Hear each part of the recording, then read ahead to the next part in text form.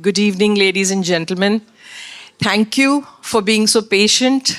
I appreciate it. I know some of you are on the dot arrival people, and then you don't like waiting too long for us to begin. Forgive us. Our guest today has come from Greater Noida, and I appreciate her long haul, so we were just waiting for her to arrive. Thank you all for being here tonight. A special shout out to our members in the Quorum in Hyderabad. We are doing this session as a live streaming session. So welcome, and sorry to have to make you wait, but we are beginning again today now in the next few seconds. I just want to put a little bit of context to this evening. 3 weeks since Trump became president of America, a lot's been going on. He's exited from WHO. He's exited from the Paris climate deal. He has, as of day before yesterday in a press conference, said that let's take over Gaza and open a resort. Today's papers, especially the Financial Times, the Washington Post, and the Guardian, are reporting that Elon Musk is actually running the show. A little unnerving to hear that, but that's today's news. He's levied tariffs on Mexico, Canada, China. He's threatening to levy tariffs on India. A lot of big stuff is going on. Difficult to keep your head around it, and it's only been 3 weeks. So this is a disruptive government. And how is it going to impact India? And how is it going to impact our relationship with the US? I think my take on this is that there's a little bit of anticipation, definitely, and there is apprehension. And why I say anticipation is because the big boys, Modi and Trump, are perceived to be friends. The big boys play in the big boys club, and they work in a similar style. So there's a lot of anticipation on that end. And of course, Trump doesn't care two hoots about pseudo-liberals or human rights abuses. He's a deal maker, and that helps when you're doing deals with the United States of America. So that's the anticipation. The apprehension, of course, is his war on migration and his stand on migrants. 104 of them have landed this morning from Gujarat, Maharashtra, Punjab. There will be more. India's numbers are quite huge when it comes to illegal migrants in America, and you'll be surprised. You assume that only the very educated get to the United States of America, but our numbers are big when it comes to illegal migration. Birthright citizenship, lot of Indians hoping to have babies there and become citizens.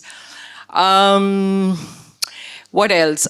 Visas, and of course the tariffs, that he's been threatening. He's been threatening EU, he's been threatening India, and not really threatening, he's saying that he'll do it. So yes, there's a lot to unpack here. This is a disruptive president. This is a disruptive government. And it's going to be great fun to see where we're going with this. And to help us understand, analyze, unpack, we have with us today another disruptor of some sorts, because she broke the glass ceiling. She was the first female career diplomat to be the ambassador in Germany and then onwards into United States in 2009. I know some of you may remember Vijay Lakshmi Pandit. Pandit Nehru appointed her as the first female ambassador to the US, but she was not a career diplomat. Our guest today is a career diplomat, and she broke that glass ceiling. And for me, this is particularly important because she's actually alumni from my boarding school in Nainital called St. Mary's Convent. We were all called Ramneyites. And that's how I connected with her and discovered her. So I'm very proud to have her with us today. And speaking to Madam Shankar is a career journalist, somebody who's actually genetically coded to be a journalist because her grandfather was one of India's finest, one of India's greatest journalists. And some of you may know his name, Kuldeep Nayar. So we have with us Mandira Nayar, who's doing the conversation with Madam Shankar.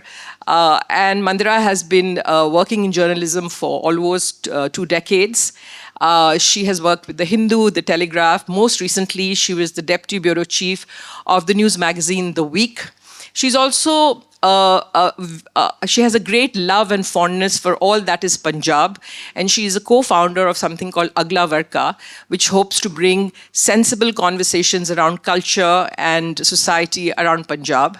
And more recently, I just met her at Jaipur Literature Festival, where she was moderating conversations with Booker Prize winners and Nobel Prize winners like Esther Duflo and Gitanjali Shree. And she's just straight from there. So please welcome both of them to the stage. Good evening. And welcome to Ambassador Shankar, who's actually come all the way from 3 state lines. So it's a long trek. It's possibly, I mean, I don't want to make a terrible joke, but it's possibly did it almost take as long as the deportees that came in? But without the handcuffs. Without the handcuffs. Okay, very important point that. But before we sort of have this conversation around Trump, and we've laid down all the questions that we really want to ask her and all the fractures that we want to talk about, I'm going to ask Ambassador Shankar to really talk about Trump 2.0 and sort of lay down a sort of context so that we can understand why all this is happening. In some ways, a method in the madness, if it were, in a way. And sure. Well, thank you so much, Mandira. It's a pleasure to be here, despite the heavy traffic. First of all, I just want to give a little bit of an overview, and that is to say that Trump 2.0 is a very different creature from Trump in his first term. And this is because he has come with a much stronger mandate than he had in his first term, when he appeared himself surprised that he had won. He wasn't ready. This time he's come with a bang, because he's won not only the Electoral College majority, he's also won the popular vote, and is the first Republican president in many terms to have actually won the popular vote. Secondly, he has also got a majority in the Congress, both the Senate and the House. So it's a trifecta, which is rare. Normally, the Americans like checks and balances. The only thing which is a bit of a constraint is that his majority in the House of Representatives is pretty thin. It's just 5 or 6 seats. So that is one constraint. But given the fact that the Republican Party today has been remolded in Trump's image, how many Republicans will be willing to stand up and be counted against him? Because the fortunes of many Republicans who've stood against him have actually, bitten the dust. So the party itself is now very much beholden to Trump. Added to this is that there is the Supreme Court, which is part of the checks and balances, which is very conservative leaning, because Trump packed it with a conservative majority in his first term. So the normal checks and balances which constrain executive authority in the United States will not work exactly in the way that they normally work. And he has come with the confidence that he will push his agenda as fast as he can. Now, this agenda is upending traditional US policies on immigration, on movement of people legally for skilled work, on energy, on trade and tariffs, and of course, on restructuring, wholesale restructuring of the US government and its processes. Now, how did he win? I think there were both elements of gender and race in play in this election. I think the white majority consolidated behind Trump, and given gender, some elements of, I think, black males, I think 70% or so voted for Kamala, but about 20-something% voted for Trump. And Hispanic males, much more voted for Trump, whereas African American women or Black American women voted for Kamala over 90%. So you can see clear fault lines of gender and race coming into play. And his MAGA supporters, basically people who feel disaffected by globalization and its discontents, because they think that globalization has not worked for them, it's left them behind. Real wages in the US have not risen for decades, and that nobody was listening to them. So I think Trump came in his first term and, adopted a protectionist stance vis-a-vis outside trade, vis-a-vis outshoring. And I think this helped him to capture that MAGA constituency. And that provides the core of his support, which is unshaken, irrespective of what happens, despite his convictions or despite all the cases against him. This core support continues to be with Trump, irrespective. So that is really how Trump won the election. And now, as I said, he's upending all traditional US policies. And I think we'll discuss that in detail with Mandira.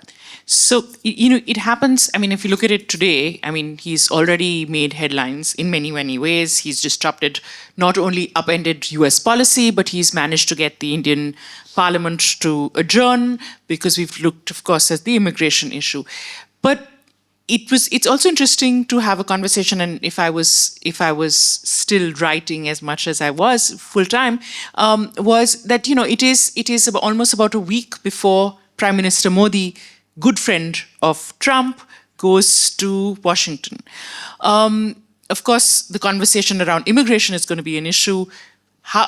We've talked about the fact that we want to bring in a law, and we don't, we are looking at legal migration, right? Mm-hmm. So, two questions. One, how do you look at the optics of us being this very strong power, where immigration is very much at the heart of the Modi government's sort of, let's say, Indian dream too? You migrate. How do you look at that with Trump upending this immigration thing? We've had this conversation. They've had this conversation before, where India said that we will take back, we're going to take back about 90,000 immigrants. How do you look at the situation that happened now, and what do you think is going to happen further? Look, I think immigration was the hot topic on Trump's agenda during his campaign. Yeah. And this flowed from the fact that under Biden, in his first 3 years, he had indicated a somewhat softer approach on immigration. And there had been waves of immigrants, illegal immigrants who had come in. Now, what the Republican states did was they bussed all these immigrants to so-called sanctuary cities, such as Chicago or San Francisco or New York, where they provide sanctuary to refugees seeking asylum, totally overwhelming their budgets, with tent cities coming up on the streets, and illegal immigration becoming a very visible sore for many Americans. He tightened up. Biden tightened up in his fourth year. Yeah. And there was a huge reduction in illegal immigration across the southern border. But by then, the narrative had already been set. And I think it was too late. Of course, Trump also helped to kill the border bill, which was a bipartisan bill, which had originated in the Senate with both Republicans and Democrats supporting it, which would have put more funds for strengthening border security, because he wanted to use the issue as a platform to run on during the campaign, rather than to say, we have actually allocated more funds to strengthening border security. So given this, and given the fact that for MAGA, you know, it's a huge issue because it plays into white anxiety about ongoing demographic decline and the fear that potentially in some distant future, non-whites may become the majority. Yeah. So it goes to the heart of who will get to govern America, who will control the culture, the polity, the economy, and, you know, will it change irrevocably? And this is the same fear which played into Brexit in the UK. So Trump has said he will undertake the largest mass migration in history. He's starting off with 1.5 million illegals who have completed all their legal hearings. They've been rounded up. All their legal processes are complete. And out of these 1.5 million, there are 18,000 Indian nationals. So this is the first tranche.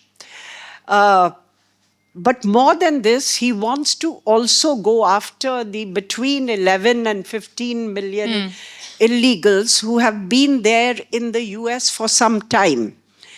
And out of these, Pew Research data says that 7,25,000 could be Indians. So that's a very large number. The 18,000, I think, will take place pretty fast because all formalities have been completed. For the others, it's not going to be so easy because you have to first round them up, find where they are. Then they will have the right to appeal in court. There will be civil society challenges. So it's not going to be something which will be so fast or so quick, or whether even it will take place to the extent that Trump wants. But for Trump, the political theater, because these deportations have taken place in the past too from the US, and we have accepted them, but they have come on civil commercial aircraft. It has been a quiet process. It's not been this political theater. But let's understand, for Trump, this political theater is what he wants, because he wants to show demonstratively to his core constituency that he is acting and that he is bringing the full force of US power to bear on this issue. And of course, since tariff is a favorite word of Trump, he has also said that countries which delay in taking back their nationals, I will subject them to high tariffs. So that's an additional threat that he holds out. But countries like Colombia, Brazil, etc., have basically said that they will not allow military aircraft to come, and they will discuss with them, you know, the procedures for civil aircraft to come, and that they can't really, they don't want their nationals to come in military and shackled. And shackled. So I think this is something which Trump would like because he wants to show it, but from our point of view, it's not desirable. So I think we need to discuss this with the US government and see how we can get a process which is more discreet and not like, you know, I am bringing the full force of the US might to bear. With about 30 kids, I think, all shackled under 4. So, I mean, of course, there's political theater, and I think Colombia, and I think Luca is the other person who stood up, and I think even China has sort of basically taken them in. But the idea of the US might, you know, if you, in the Express, Pratap Bhanu Mehta wrote this piece, the op-ed, where he talked where he talked really not about the fact that it was Trump 2.0, but he also said it is about bully America. This is the era of America sort of maybe sort of not sending their troops everywhere, but sort of being right. And, political theater, what he said about Gaza, the Riviera of the Middle East. How do you think that is going to play out for the rest of the world? This idea of brute power. And how does that affect India, especially as Prime Minister Modi goes in just before Valentine's Day? Is it going to be like this bromance again? Is there going to be, I don't know, hearts and this thing, or do you think there is going to be a slightly less romantic Valentine's? Look, I think for Trump, the prognosis has been that he might be an isolationist, that he actually might withdraw from the world and focus on, bringing the US up to speed on its economy. But what we are seeing actually is a harking back to the era of US imperialism. And the assertion of US imperial power. So far from isolationism, he is actually harking back to the era of imperialism. And in his inaugural address, if you noticed, he said that the US is a growing power, we will grow the economy and we will grow our territory. He's making that as one of the key platforms in his inaugural address. So it's a different Trump, but there are these three strands, I would say, amongst his supporters and advisors. One is isolationist, which would rather have America, not entangle itself overseas, but keep its money and treasure to rebuild itself. The second are the prioritizers. That is, they want America to be engaged with the world, but to cut back from areas where they feel key core US interests are not involved, so that they can focus better on areas of strategic importance to the US and also align US policies with US resources. So not have a mismatch of resources and objectives. And the third are the expansionists, as I would call them. So you have all these three strands jostling amongst Trump's supporters and advisors. As of now, I think the expansionists seem to be holding sway. Now, for Prime Minister Modi, I think the fact that he is going there, the fact that he will, he signaled that he's ready to work with the US. You heard Trump say India will do the right thing on illegal immigration. I think that itself will give Trump this ability to show that he has got something and our willingness to talk on trade. Which is going to be a tough thing. Which is going to be tough, but if we engage, I think we can see where pragmatic, give and take is possible. But I think we also may have to stand firm if push comes to shove. Last time when Trump had imposed unilateral duties on steel and aluminium imports from around the world in his first term, most countries had responded with retaliatory tariffs of an equivalent amount. So proportional retaliation. India negotiated for 2 years before imposing the retaliatory tariffs. I think you have to be ready with that. Not let there be a delay. If you feel you need it, you can't at that time start, looking at what you do. So you need to be prepared and have a policy which has a mix, not, keeling over, and not at the same time, running into a wall.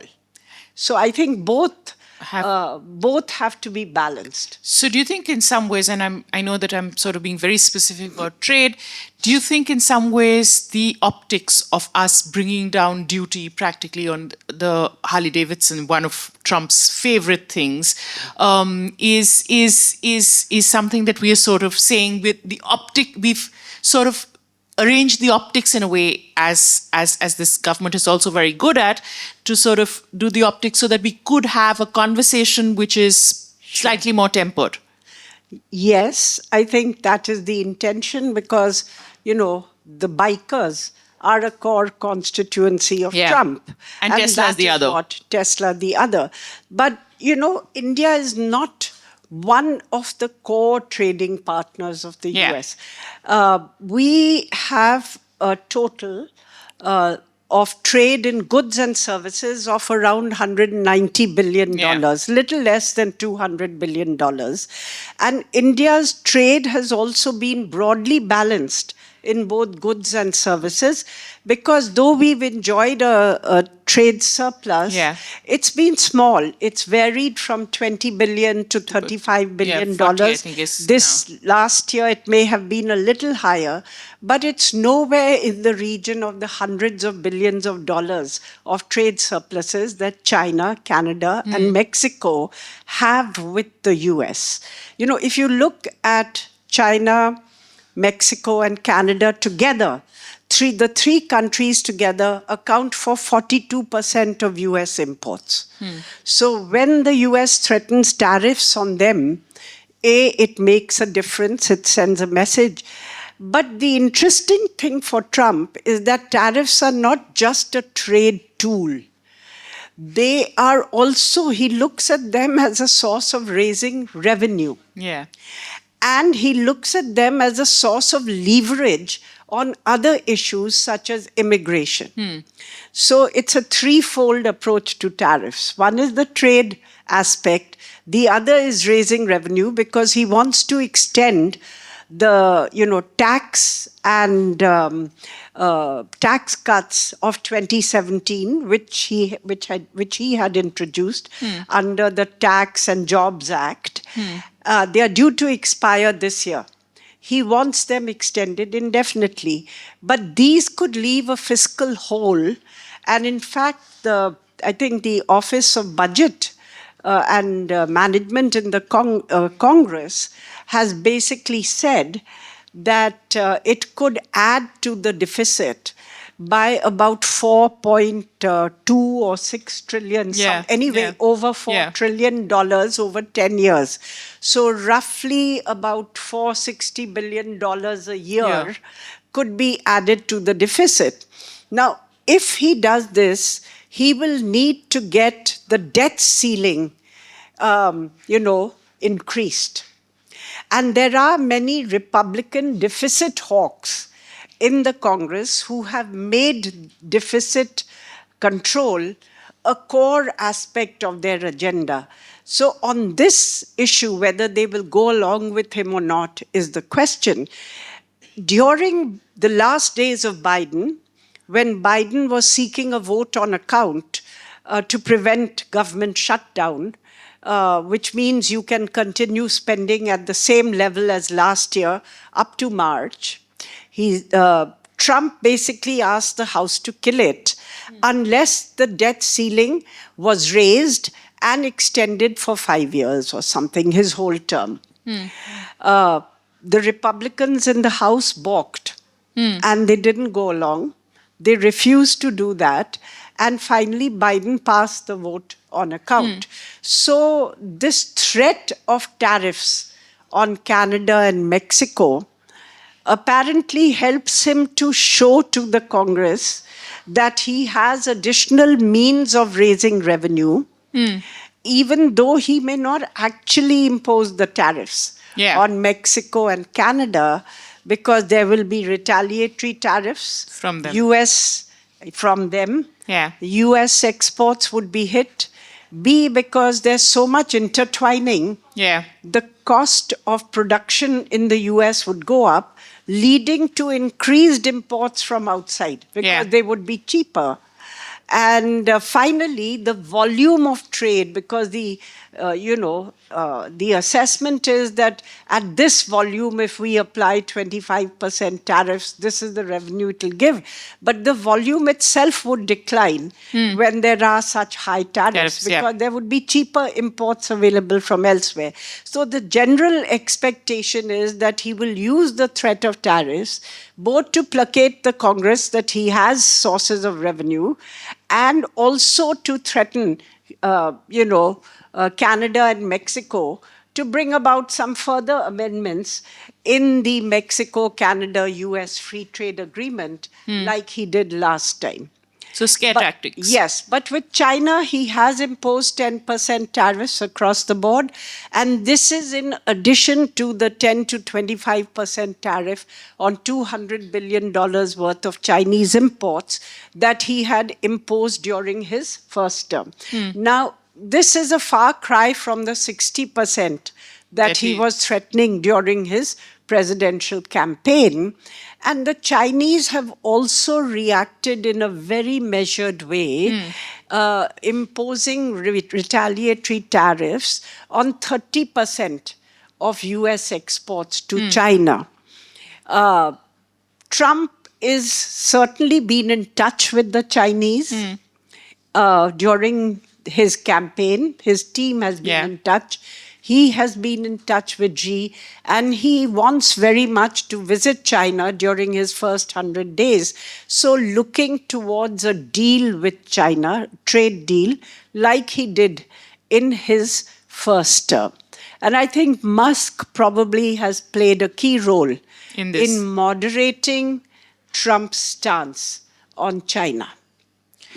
So I was going to talk about China later, but I think before China and everything, we should talk about Musk. Okay, there is this conversation about whether the Elmo meeting is going to happen or not, but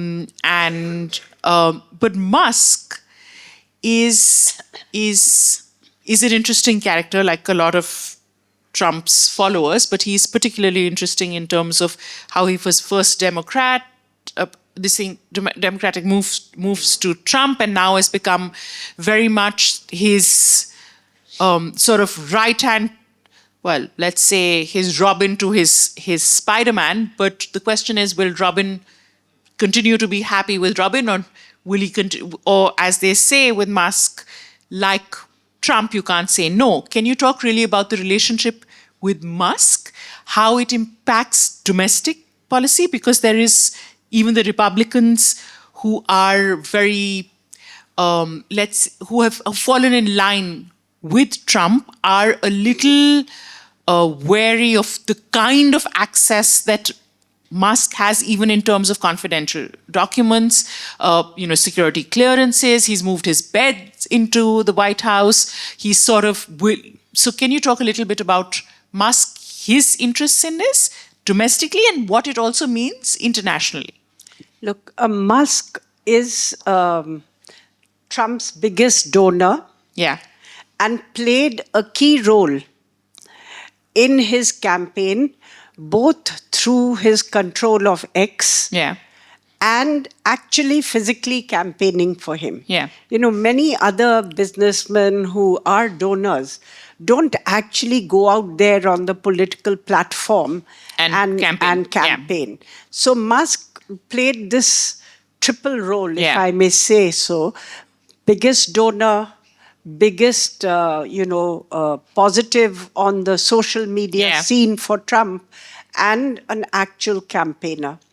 Now, if we look at Musk, he's been clever enough, because people say they're both big egos, they could rub against each other at some time, there could be That's a falling what everybody's out. hoping, right? But if you look at how Musk has operated in China, which is can be a pretty difficult environment to operate in politically from time to time.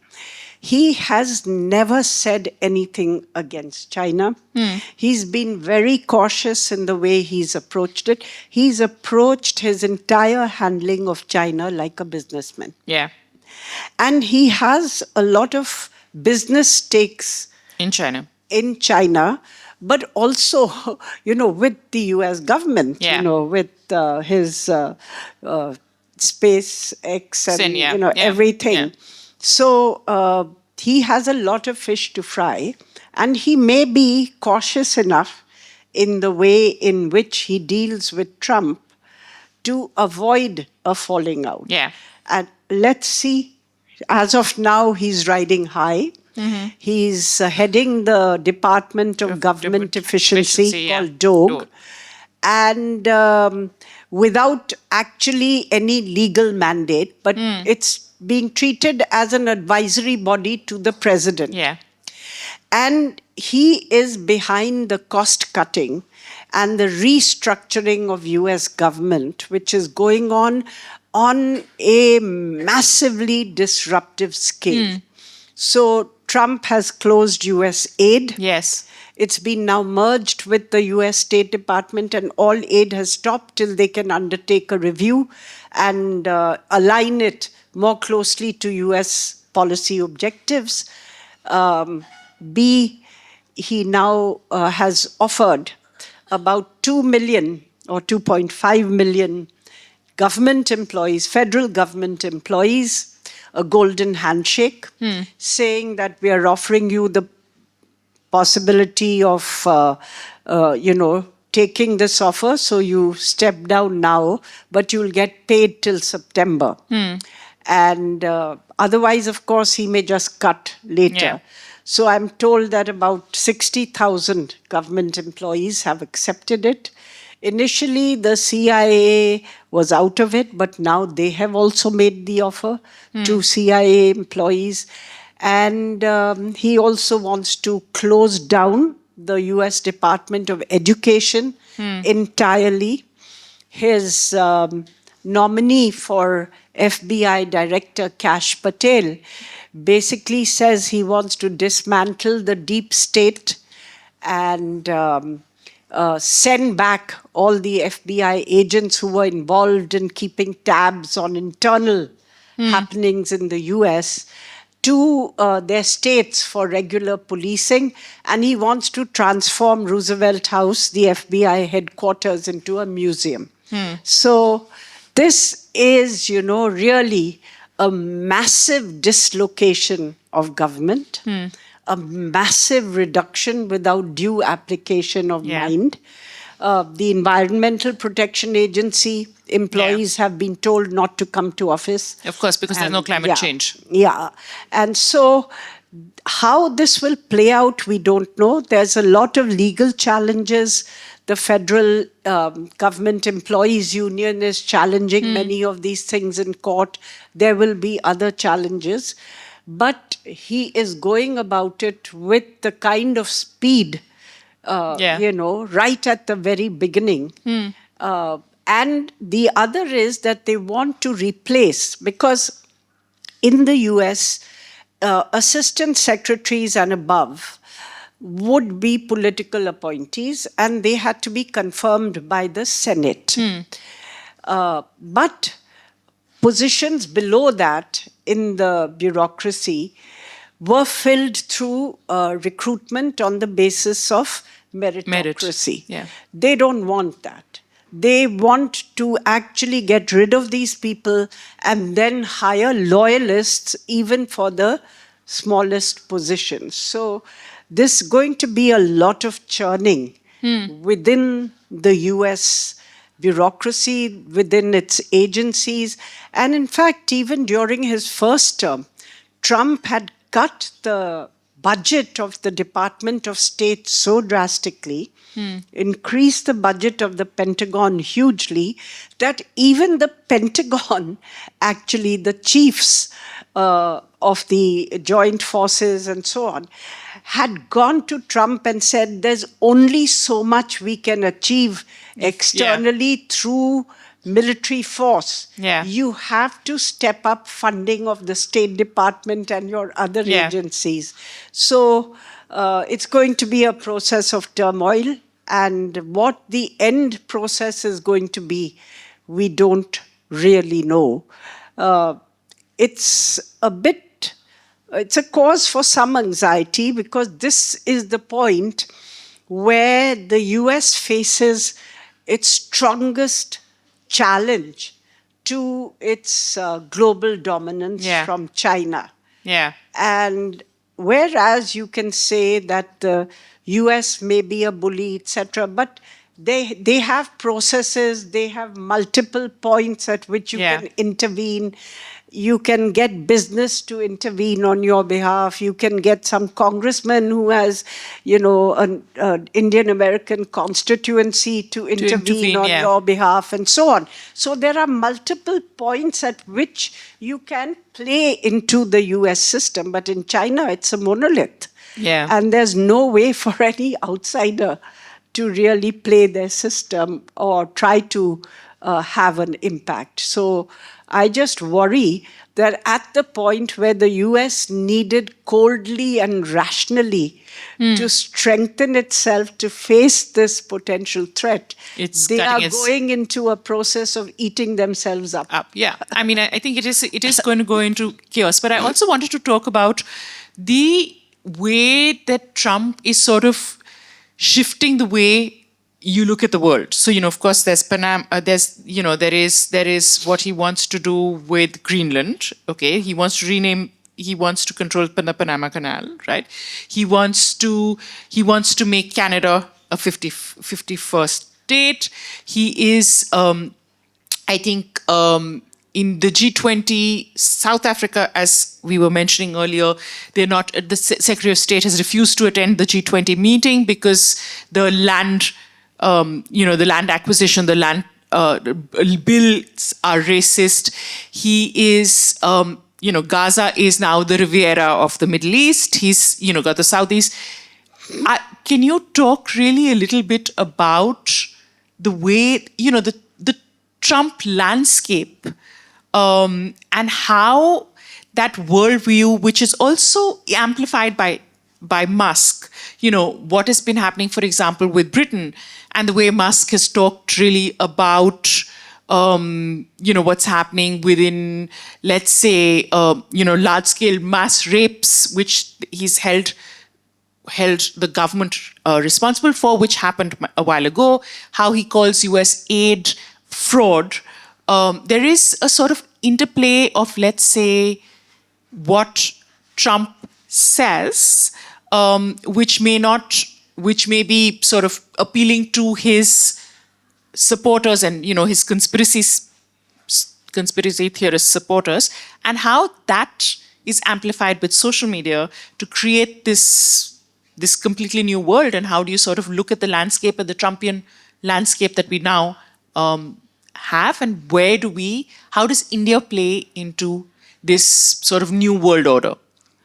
Look, I think that there is a consensus amongst Republicans and Democrats that China is the one country which has both the intention and the capability to challenge US leadership in the long run. There's also this thing that they don't want a hot conflict with China, a military conflict, especially right now when they are extended in the Middle East and Ukraine and so on. So they want to manage the conflict with China so that it does not erupt into an actual hot military conflict. But they would like to outcompete China in every technology which matters. And to outcompete China very decisively. So I think the relationship with China is not just purely adversarial. They have huge economic equities in China still. And I remember before COVID, the Financial Times had at one stage described the US-China relationship as two samurai warriors, interlocked with each other, and neither can put the other down without going down himself. So they had called it the new financial balance of terror. But it's moved a bit since then, because initially I think the idea was that the US and the West will try to de-link from China, but then they found that the extent of interlinkage was so huge, yeah. and China's role in global supply chain so dominant that this was not possible. So then they have adopted a policy of de-risking. So that means you don't rely purely on China, but you create alternative supply chains. yeah. China remains, but you try to create additional supply chains which allow you to hedge. And of course, you know, the question is like China's control of critical minerals. That's a core, because China will just hold back the supply of critical minerals to the US. And that then puts into play, you know, a huge technological disadvantage unless the US is able to quickly find other sources. So that's the play with China. With the rest of the world, I think Trump in his first term wanted to reset with Russia, but was unable to do so because of this whole allegation of Russian intervention in the in the elections. presidential election. So and plus he never made a coherent case, whereas actually there could have been a very coherent case saying China is our key challenger. Russia at the moment has more nuclear weapons than China, but they don't have the technological, economic capabilities which could actually enable them to pose a real challenge.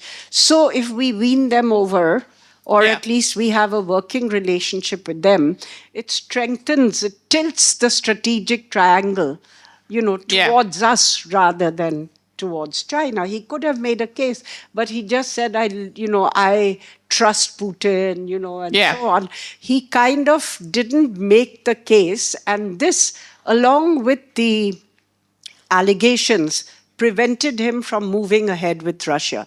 Now he says he will stop the Ukraine conflict in 100 days. Earlier it was 24 hours. He's appointed an envoy who says 100 days.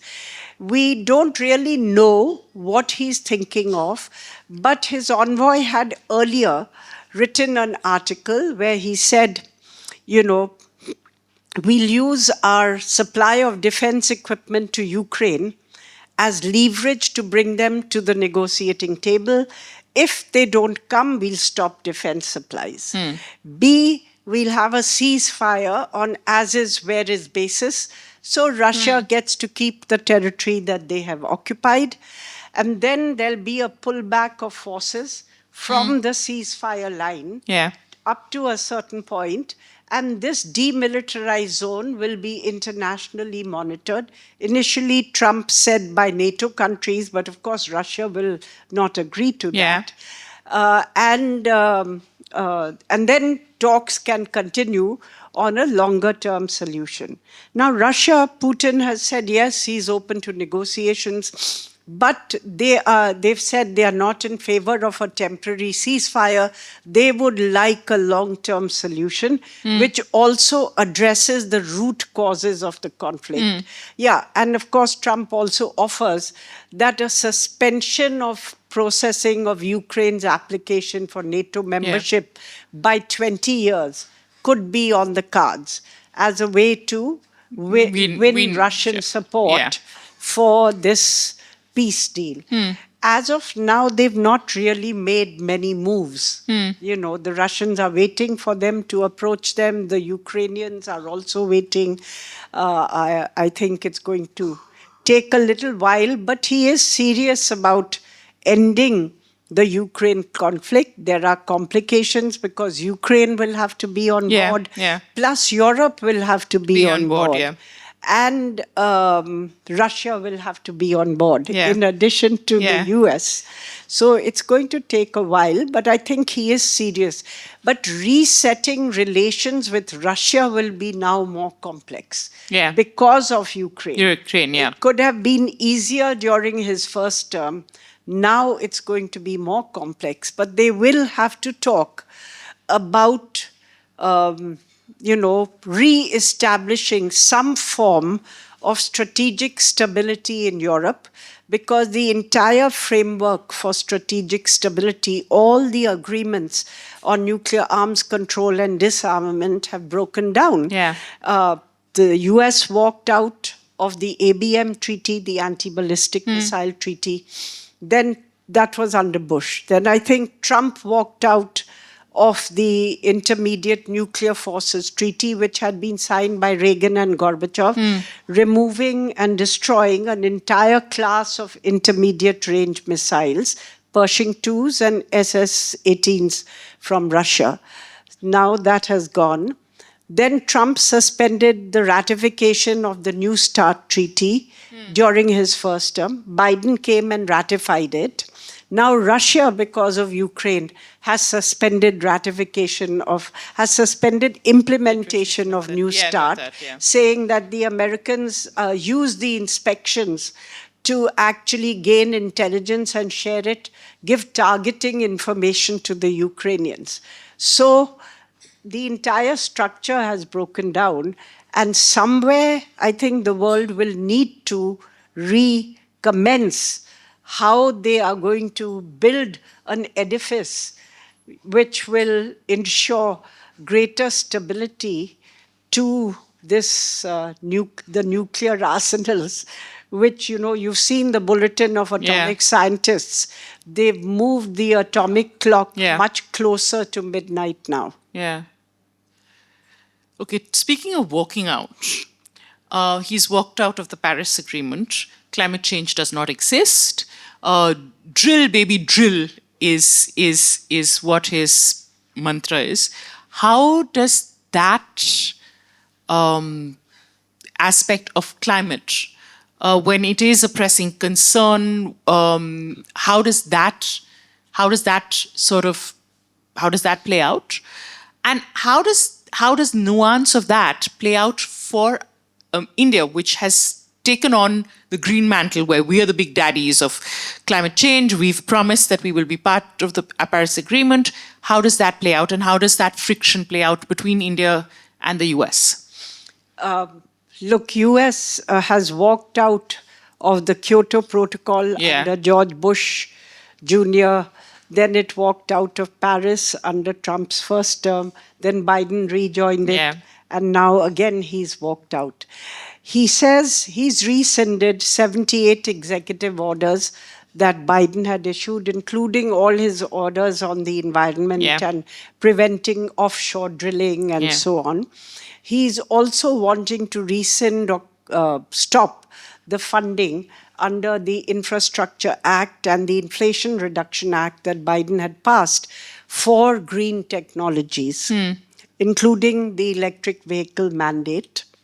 And he wants to pull back and go back to fossil fuels through encouraging drilling. And as you said, drill, baby, drill. The question is, given that his term is 4 years, he can't stand again. There's no guarantee that a Republican will come again as a president. And the kind of investments that are required for fossil fuel are, they are time consuming. They are very heavy and they are time consuming. Shale gas, perhaps, you might find more drilling for shale, but massive drilling for fossil fuels, given the kind of investment that is required, and the fact that there could be political risk down the road that it will be halted or not allowed to continue. I think there will be a very serious examination of this risk before the companies even begin to consider really, conventional drilling. But you could have more shale gas drilling. Many of the shale gas wells which have been already drilled are now peaking and coming down. So even if there is new shale gas drilling, it might just make up for the reduction in the existing amount of shale gas available. Plus, I think there is an economic momentum now to renewable technologies because they've become cheaper than fossil fuels. Yeah. There are technological issues like storage, reducing the size and cost of batteries, or finding alternative batteries so you don't rely on lithium or other critical materials which China dominates. But these are issues which will get sorted out. And the sheer economic momentum Of it. will carry it forward to a certain extent. The market, if it finds that renewables are more cost effective, will continue. But it is a setback. It is a huge setback to global climate change efforts because all US government funding will be cut off. Yeah. And, the private sector funding may be available, but, multilateral lending institutions such as the World Bank, IMF, would take their cue from the US government and their major donors. So whether that funding will be available in the way that it was, that's a question. And also, if the country which is one of the, was the biggest polluter, today China is the biggest polluter, but still is the second largest emitter of greenhouse gases. If that falls out of the commitments that it has made, even though they were very slender, even under Biden, they were not that huge. It's still a huge setback to global efforts to deal with climate change. And then there could be, as is usual, the effort to push this onto big emerging markets like India. And you need to do more. You need to do more so that we can meet our targets, etc. But I think India has already adopted very ambitious targets. Some of those we are already well on the way to meeting, at least some of those targets. And I think that for our own good as a country, we need to try to adhere to those targets because, every winter we can hardly breathe.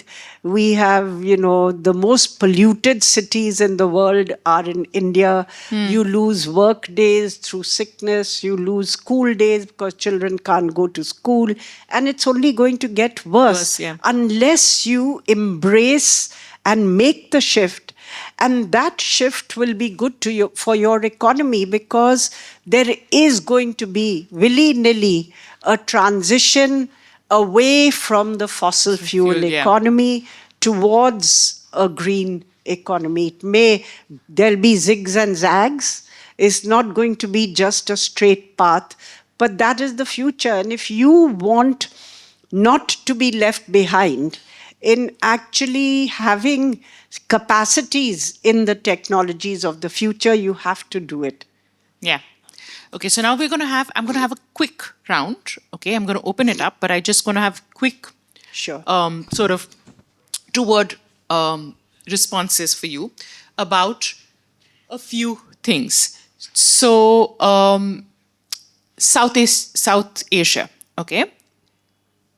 Do you see, so let's say friend, neutral or foe, okay, if we sort of look at it in that category, okay, in Trump, in sort of answer in X, sort of 140 characters.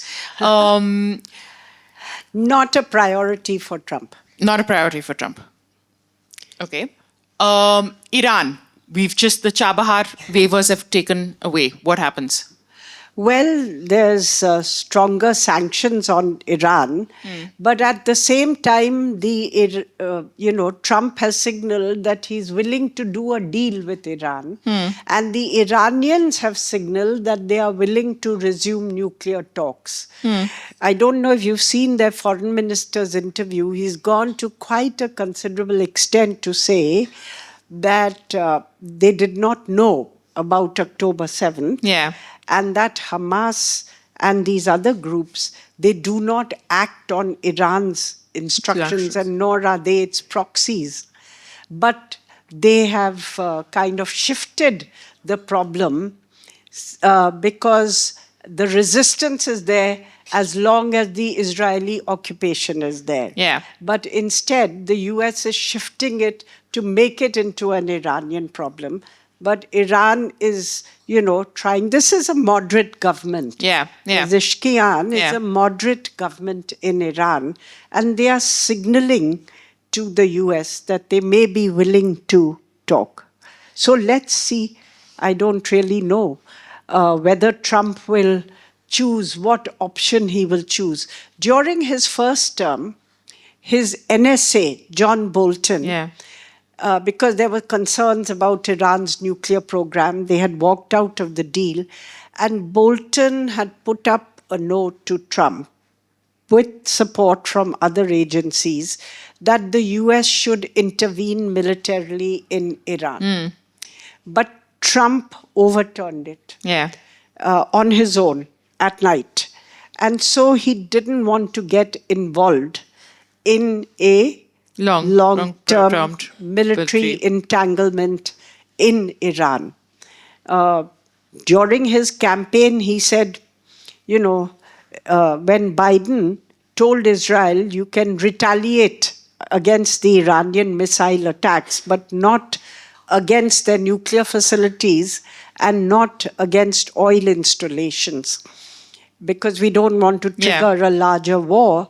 Trump, during his campaign, said, but it's precisely the nuclear facilities that Israel should attack, because that is where the problem lies. So we don't really know which way the balance of his decision-making is going to go. But he has stepped up the sanctions against Iran. So it depends on which side of the bed he gets up on that night. I'm going to open it up. Any questions? Oh, lots of questions. Just introduce yourself. Yeah? Okay. Myself, Pradeep Agarwal, an associate of Aditya Birla Group. My question is that, Madam Shankar, that you were in US when Barack Obama was there, I think.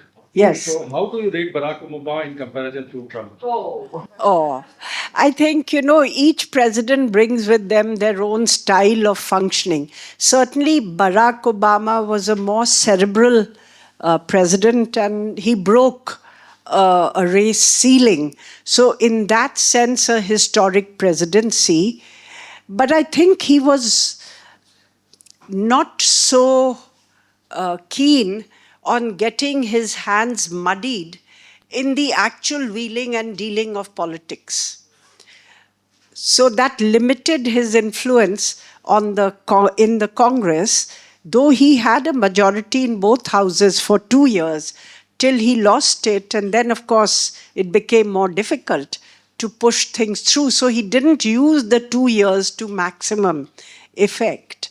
And some of the problems with MAGA and so on we are seeing today stems from the post-2008 financial crisis, where, Wall Street was bailed out by Obama, but individual house owners who lost their houses, and there was large scale, it was happening on a large scale because they couldn't afford to pay their mortgages and so on. There, the view they took was this will cause a moral hazard if the government helps people to pay their mortgages.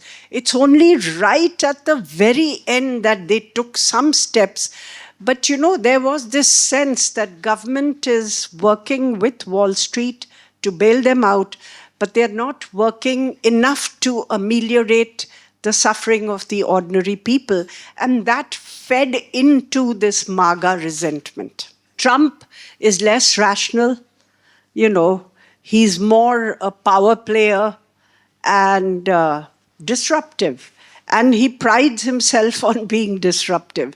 So there's an unpredictability which was not there when Obama was there. Obama was a more rational president, but also a bit constrained because he was a black president, therefore very conscious that he could not take on establishment Washington too frontally. Is it okay if I go? Yeah, please. Shabazz here. I work in marketing, advertising, and gaming, but I'm big on geopolitics. So my question to you was, what are your views on the military industrial complex, BlackRock, and the people behind the scenes running the world or the US government? I mean, we know that a lot of the decisions are made by the CIA, and Biden was kind of a puppet. So would like to get your insights on that. And, is actually the president of the US, does he actually have that much power? Or is it actually people behind the scenes, like the establishment in Washington, making all the decisions? Thank you. I think the US Constitution is a federal constitution. So a lot of the power lies with the states, including the power of taxation and their domestic economic policies. The states set their own. So like on environment, there are states in the US like California, which have gone well ahead of Paris in terms of the kind of goals they have set for themselves. It is in the areas of foreign policy and defense and security policy, guarding the borders and so on, where the president has the maximum power. But it's also constrained by Congress because the power of allocating resources lies with the Congress. Every president has to work with Congress to get bills passed.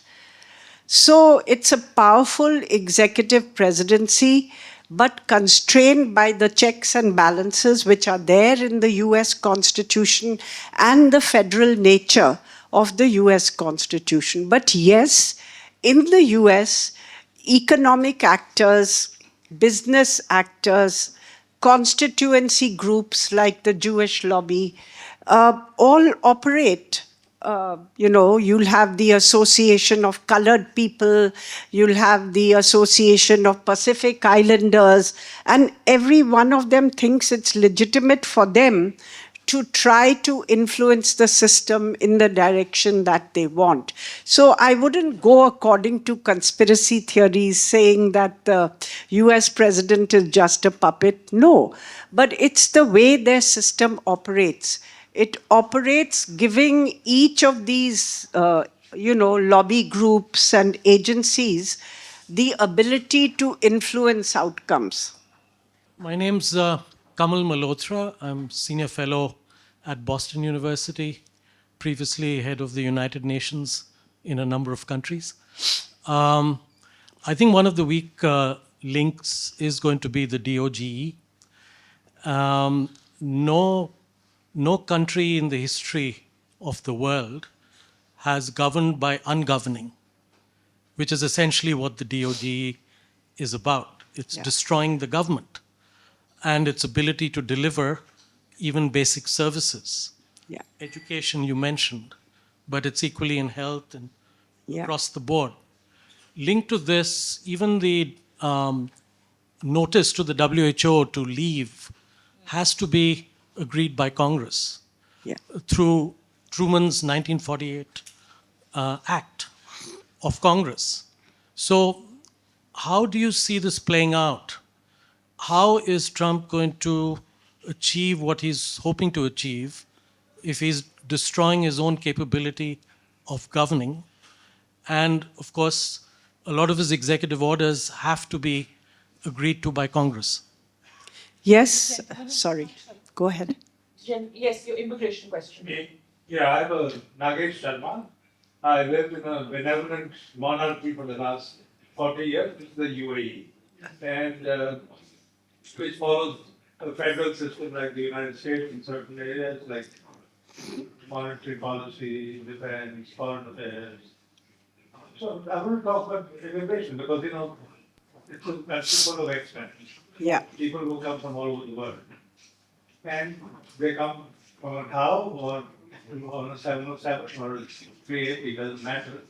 But eventually the responsibility the government gave to the employer, saying if you want to hire an illegal, then you have to pay a price for it.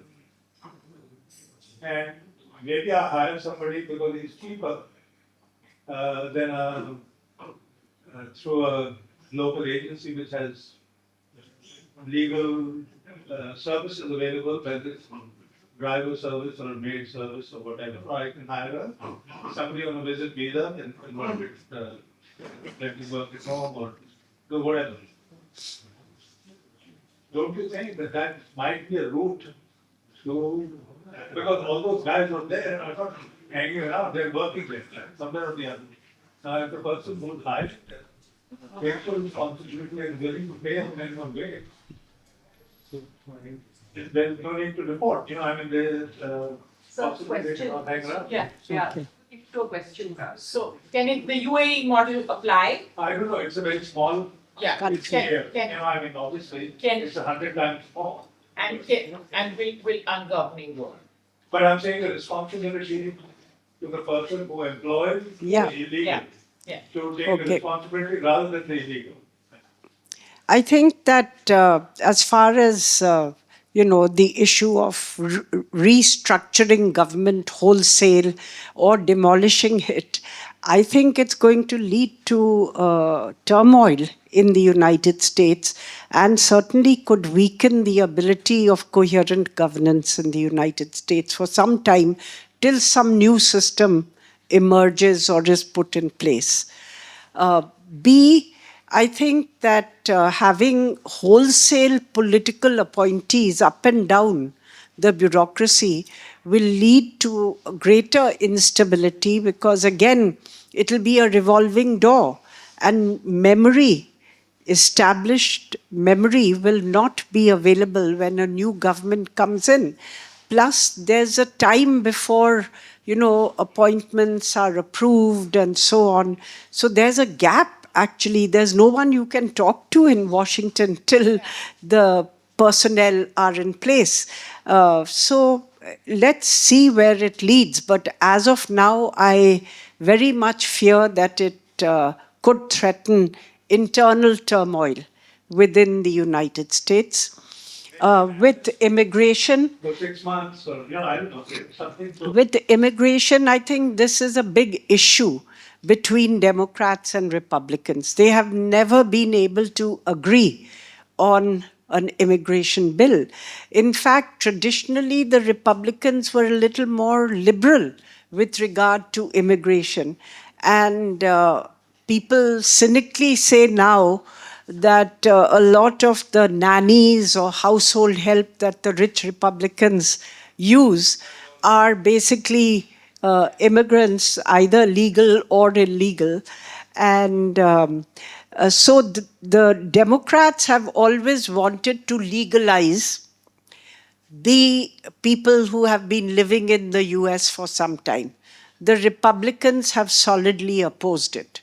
So for the foreseeable future, I don't see Trump being willing to look at a financial compromise on the issue of illegal immigration. But yes, making employers liable, that he might do in addition to what he's doing, so that employers themselves become wary of hiring anybody who is illegal.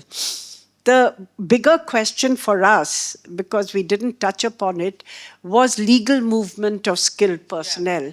Because there are his followers are divided.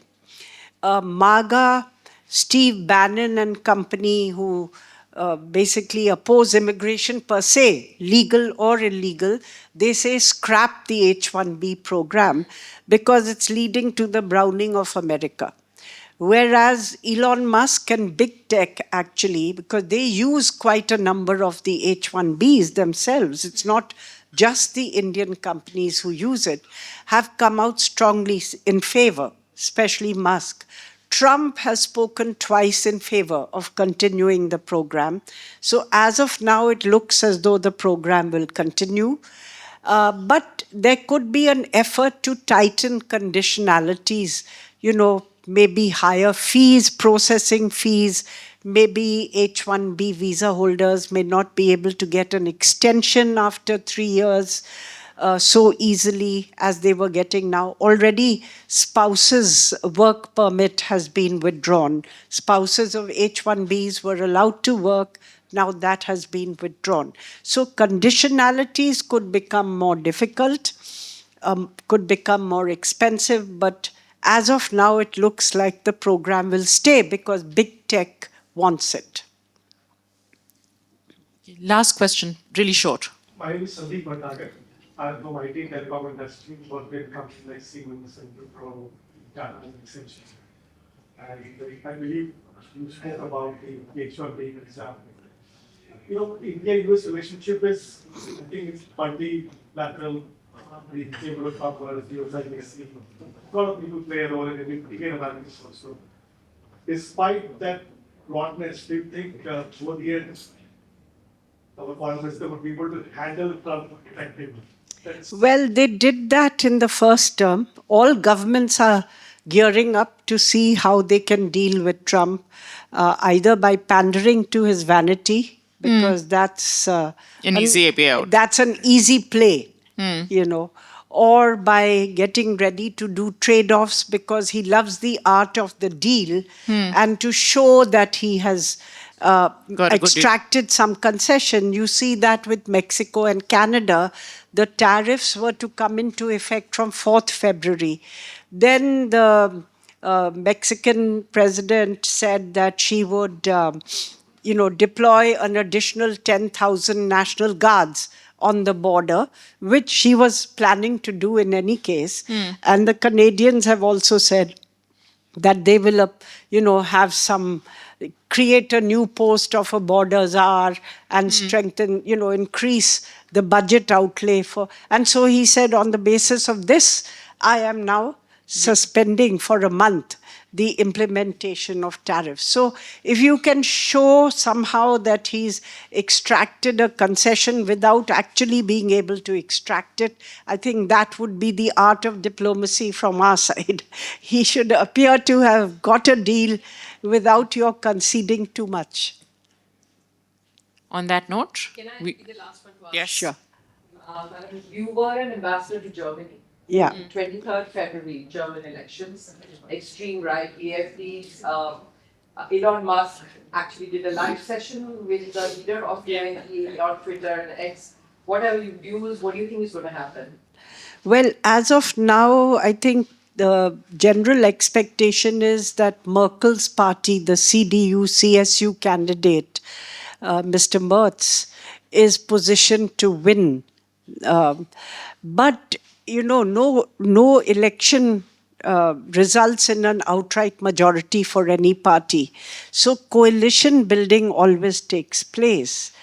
For instance, the previous government was the Social Democratic Party, the Greens, and the Free Democrats. And in fact, initially, when there were only 3 parties, the Free Democrats, which were the smallest party, used to be called the tail that wags the dog, because they always were in every government. No government could be, formed without them. Till the CDU and CSU, actually even the 2 main opposing parties like the BJP and Congress, actually created a grand coalition to avoid instability and to have a functioning government. So it's possible that the AFD may come into play. Though as of now, the right has said, the conservatives and others have basically said that they don't want to legitimize the AFD or rely on their support. But like in Sweden, where the pro-Nazi party, neo-Nazi party won, but not enough to form a government, then they are supporting the conservative government from outside. So we don't really know if this delegitimization of AFD and what it stands for will hold if their support is required for a coalition. Thank you. Thank you all for being patient. A round of applause, please.